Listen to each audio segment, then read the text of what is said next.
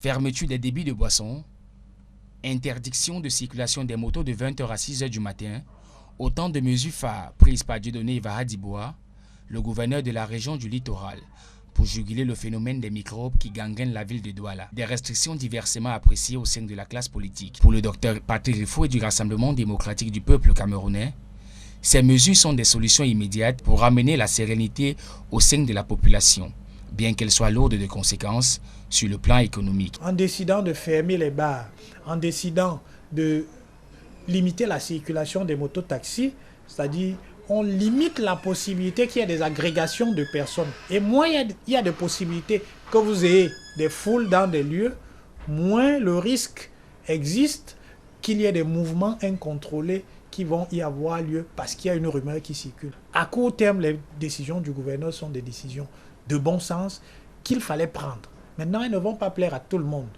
Même si elles vont avoir un impact économique, ça, il ne faut pas se tromper parce que si vous avez un bar à la rue de la Joie et que ce bar est fermé, ça signifie que les vendeuses de poissons qui se trouvent au-devant de ce bar ne pourront pas faire leur commerce. Donc, il va y avoir un impact économique qui est un impact certain. De son côté, Cyril Sambaka de l'Alliance des forces progressistes voit en ces mesures une absence de solution pérenne pour définitivement mettre une croix sur le problème des microbes.